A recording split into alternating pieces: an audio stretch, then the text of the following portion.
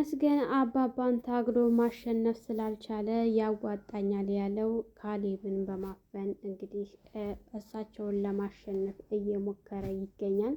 ነገር ግን አባባም እንኳንም አንተ ጋር እንደሆነ አወኩኝ እንጂ እኔ ልጅን እንዴት ብዬ እንደማወጣው እኔ አውቃለሁ፣ አንተ ፈሪ በማለት እንግዲህ ሲሉበት፣ አንተ ሽማግሌ ልጅህን የምትፈልገው ከሆነ እኔ ከአንተ ጋር ምንም አልፈልግም፣ ትሁቴን ብቻ ስጠኝ ብሎ ሲል፣ ማንንም ልሰጥህ አልችልም፣ ልጄንም ደግሞ አንተ ጋር ካለ እኔ እንዴት ብዬ ልጄን ማውጣት እንዳለብኝ እኔ አውቃለሁኝ፣ እንገናኛለን ጠብቀኝ በማለት እንግዲህ ምንም ሳይፈሩ ዝተውበት ስልክ ዘግተውበታል።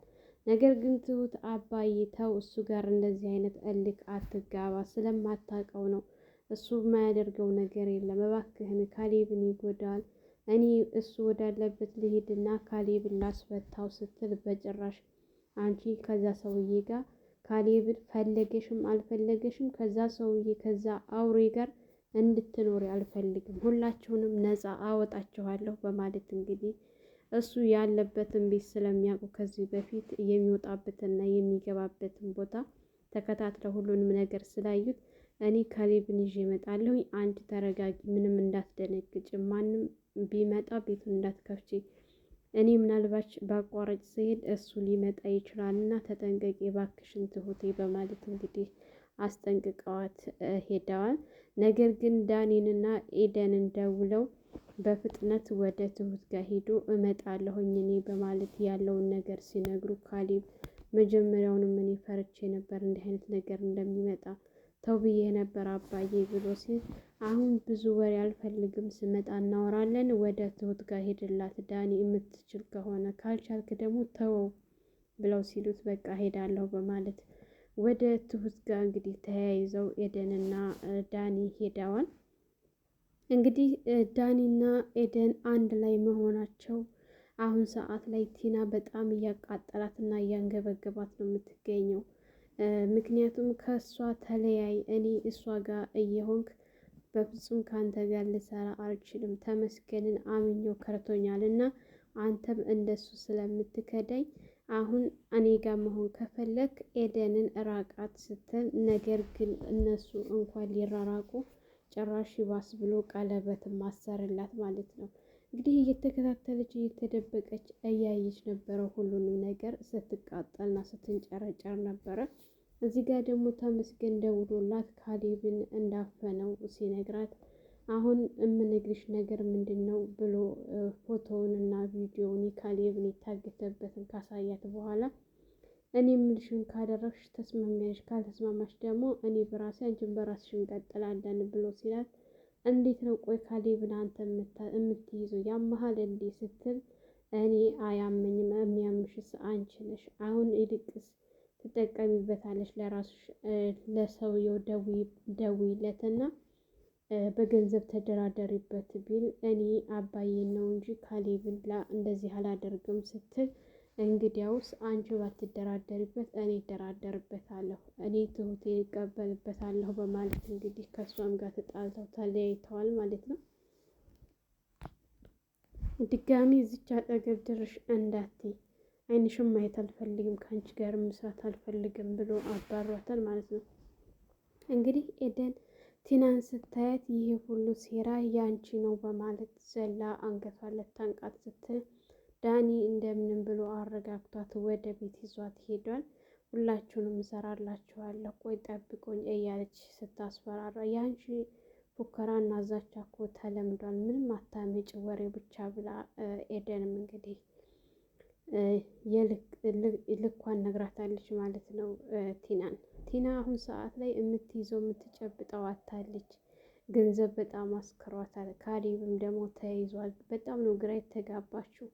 አባባ ደግሞ ምን አይነት ጠንካራ ሰው እንደሆነ አይተዋለች እና እሳቸውን እንደ በፊቱ ፉከራውን ከእሳቸው ጋር አቁማለች። ምክንያቱም የሆነ ነገር ብታደርግ ምን ማድረግ እንዳለባቸው ነግረዋታል። በተቻለ አቅም ደግሞ ተመስገንን እንዴት ሲቀጠቅጡት ታንዳይል 2 ጊዜ ስላየች በጣም ነው የፈራችው ማለት ነው። እንግዲህ ካሌብ የቲና ልጅ የትሁት ልጅ መኖሩን ከሰማ ወዲህ በጣም ቅይሬር ብሏል። አሁን ሰዓት ላይ ትሁትን እቤት ይዟት ከገባ በኋላ አባባ እሱ ግን በጭራሽ ላያት አልፈልግም በማለት እንደቀጠለ ነው።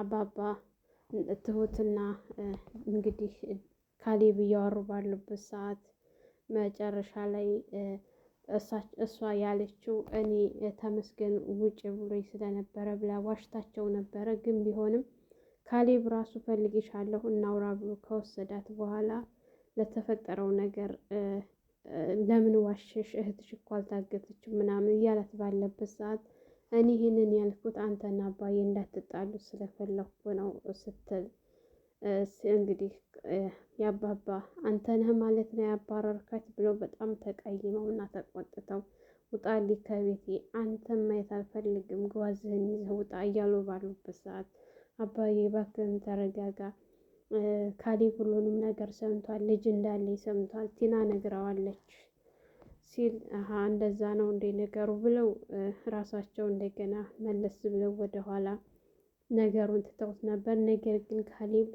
ቆይ አባዬ አንተም ታውቃለህ ሲል አዎ ሲል እኔ ብቻ ነኝ የተደበቅኩት ማለት ነው? ዳኒም ያውቃል በዚህ ጉዳይ ላይ፣ ኤደንም ታውቃለች፣ አንተም ታውቃለህ፣ እኔ ብቻ ነኝ የተደበቅኩት። ቆይ ለምንድን ነው የደበቃችሁኝ ብሎ እባክህን ካሌብ ላስረዳ ስትል አልፈልግም ብሎ ጥሎ ከቤት ወጥቶ መጠጡን እየጠጣ ባለበት ሰዓት ዳኒ ሄዶ ሊያረጋጋው ነበረ። ነገር ግን ማንንም አልፈልግም ብሎ ዳኒንም አባሮታል ማለት ነው ካሌብ። ዳኒም አማራጭ ስለሌለው እሺ ብሎ ተንስቶ ወደ ቤት አባባ ጋር መጥተው እያወሩና የተጫወቱ ባሉበት ሰዓት ካሌብ እንግዲህ ወደ ቤቱ እየመጣ እየተመለሰ ባለ ሰዓት ተመስገን እየተከታተለው ነበረ። መንገድ ላይ አፍኖ ወስዶታል ማለት ነው።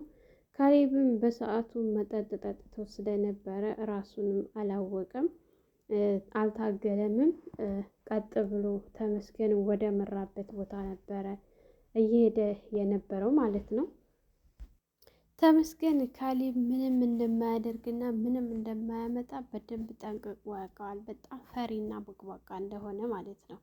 ያንን ደግሞ ድክመቱን ሊያውቅ የቻለው እንግዲህ በቲና የተነሳ ነው። ቲና ስለማታከብረው ድክመቱን ስለምታውቅ ያ ድክመቱ ካሌብ ምን ያክል ፈሪ እንደሆነ ደግሞ ተመስገን ለማወቅ በጣም ቀላል ሆኗል። የተወሰነ ቀርቦም አይቶታል ማለት ነው። እንግዲህ ትሁት ካሌብ ወጥቶ መጥፋቱ ወጥቶ ቶሎ አለመመለሱ በጣም እያስጨነቃት ስለነበረ እንግዲህ አባባ ምንም እንኳን እሷ ፈታ እንድትል ቡና አፍሊና እንጫዋት ብለው ቢሏትም ቡናውን አፍልታ ወደ እሳቸው ጋር ይዛ ስትሄድ ፊቷ ላይ ምንም ደስታ የለም ነበረና አባባ እሷን ለማሳቅ ብለው ዛሬ ደግሞ ረከቦት አላቀረብሽ እንዴ ብለው ሲሏት አባቤ ያስፈልጋል ላቀራርብ ስትል እየቀለድኩሽ ነው ልጅ ብለው ሲሏት እንግዲህ አባዬ እኔ በጣም ጨንቆኛል፣ ካሌብ እኮ ጠዋት የወጣ እስካሁን ድረስ አልተመለሰም ስትል እንግዲህ እሳቸው ምን ይሆናል ብለሽ ነው? ጊዜ ነው፣ ገና ነው፣ አልመሸም። ከመሸ ደግሞ ሁኔታውን እንደ ሁኔታው አይተን እንፈልገዋለን፣ ይመጣል፣ የትም አይሄድም ብለዋት ነበር። ግን አባዬ እኔ ውስጤ ምንም ሰላም እየተሰማኝ አይደለም ስትል ቆይ አንቺ እስከ መቼ ነው እኛን የምትጠብቂን?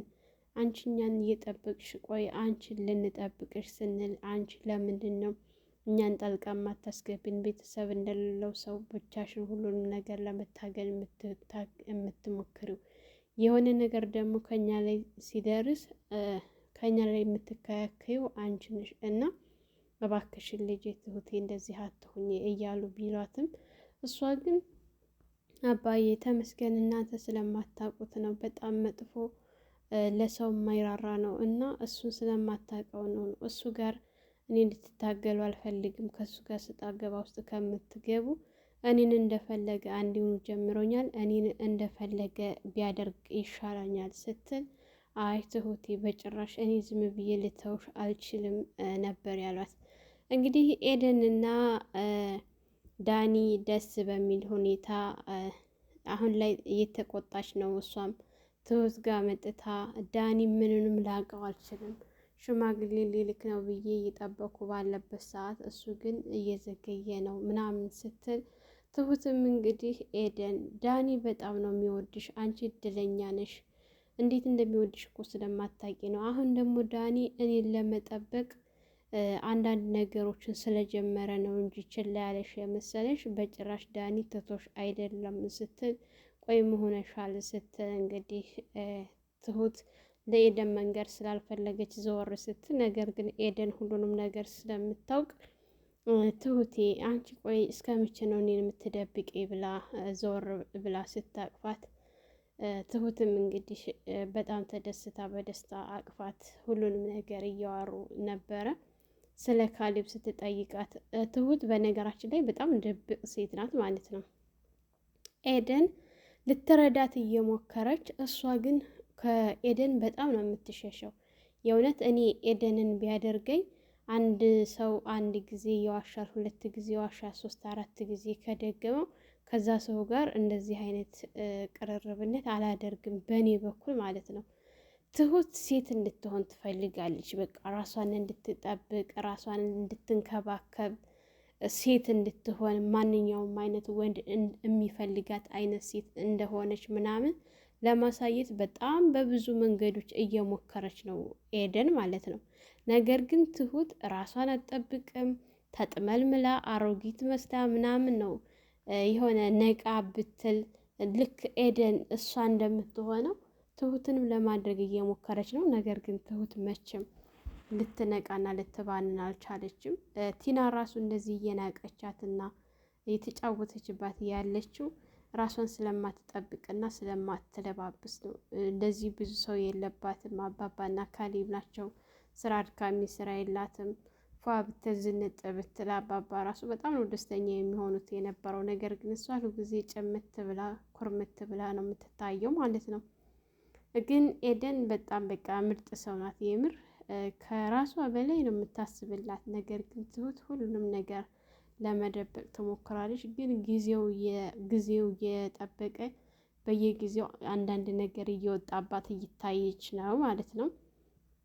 እንግዲህ ኤደን ሁሉንም ነገር ስለምታውቅ ችግር የለውም ብለው ኤደንና ዳኒ ተያይዘው እየሄዱ ባሉበት ሰዓት ፍቅርህን በውሻ ቋንቋ ካልገለጥክልኝ ስትለው አይ ተጫወተችበት። ኤደን እንደሚወዳት ድብና አርጋ እያወቀች በቃ ጨውት ትትልበት እንደዚህ ወንድማችን አረ እንደዚህማ እንድታደርገው አንፈልግም ኤደን ማለት ነው። እንግዲህ ዳንም እንደ ውሻ አስጨዋቸው እኮ ያደረገችው ድርጊት በጣም ገራሚ ነበረ ማለት ነው። በጣም እሷ ራሱ እየሳቀች ነበር ማለት ነው። እንግዲህ ከተመለሰች በኋላ በቃ ግለጽልኝ ብያለሁ እንደምንም አድርገህ ቆይ እንዴት ነው ብትለውም አላቅም እንደፈለግክ አድርገህ ግለጽ ስትለው በቃ እኔ እንደ ወንድ ነው ቋንቋ እንደ ወንድ ነው ፍቅሬን መግለጽ የማውቀው ታገቢኛለሽ ወይ ብሎ ቀለበት አውጥቶ እንግዲህ ጣቷ ላይ አድርጎ ደስ በሚል ሁኔታ ባልጠበቀችው ነገር ሰርፕራይዝ ነው ያደረጋት። እሷን ብቻ ሳይሆን እኛንም ማለት ነው። ምክንያቱም ኤደን ብዙ ለፍታለች፣ ብዙ ጠብቃለች እና ይገባታል ማለት ነው። እንግዲህ ኤደንና ዳኒ ያስደሰተ ደግሞ ካሌብ ከታገተበት ተፈተው ከትሁት ጋር አሪፍ ጊዜ የሚያሳልፉበት ቀን ይመጣል ብዬ አስባለሁኝ። ግን ትሁትና ካሌብ እንዴት ነው የሚሆኑት? ካሌብ ይህን ጸባውን መቀየር ይችላል፣ ማስተካከል ይችላል ምናምን፣ እሱን አብረን የምናየው ይሆናል። በቃ ብዙ ጊዜ ሳየው በጣም ግልፍተኛ ምናምን ቶሎ በቃ ነገሮችን ተረጋግቶ ማሰብ አይችልም። በሰማ ሰዓት በቃ ቶሎ ስሜታዊ ሆኖ ነገሮችን ብልሽትሽት አድርጎ እንደገና ይቅርታ የሚል ሰው ነው ካሌብ ማለት ነው። ትሁት ደግሞ ሁሉንም ነገር ለሁሉም ነገር ታጋሽ፣ በጣም ታቅም በላይ ታጋሽ የሆነች ሴት ናት። እና እንዲህ አይነት ሰው እንዴት ነው ወደፊት አብሮ መኖር የሚችለው የሚለው ነገር በጣም ግራ ነው የሚያጋባኝ። በእርግጠኝነት እስከ ዛሬ ብዙ ጊዜ እያቆሰላት አንድ ጊዜ ሁለት ጊዜ አይደለም በጣም ብዙ ጊዜ እያጠፋ ሁሉ ጊዜ ይቅርታ የሚጠይቅ ሰው ነው ማለት ነው። ይሄን ነገሩን ማስተካከል መቻል አለበት ካሌብ። አሁን በእርግጠኝነት ተመስገን ተያዘው ከዚህ ነገር ከወጣ በእርግጠኝነት ራሱን እንደሚያርም ምንም ጥርጥር የለውም ማለት ነው። በራሱ ጥፋት ነው አሁን ተመስገን እጅ ሊገባ የቻለው። ምናልባች እኮ ትሁትን አዳምጧት በሆነ እንዲህ አይነት ነገር ባልገጠመው ነበረ። ቆይ ላውራህ ላስረዳህ ስትለው ዘሎ ነው ጥሏት የወጣው የነበረው ማለት ነው። አባባም ሁኔታውን የእሱን ሁኔታ ስለሚያውቁ ቀድመው ምንም አላሉም። እንግዲህ ቢናደዱም ትሁትን ግን ለማረጋጋት እየሞከሩ ነበረ። እሱ ከእነሱ ጋር እንደወጣ ቀጥ ብሎ ወደ መጠጥ ቤት ነው የገባው።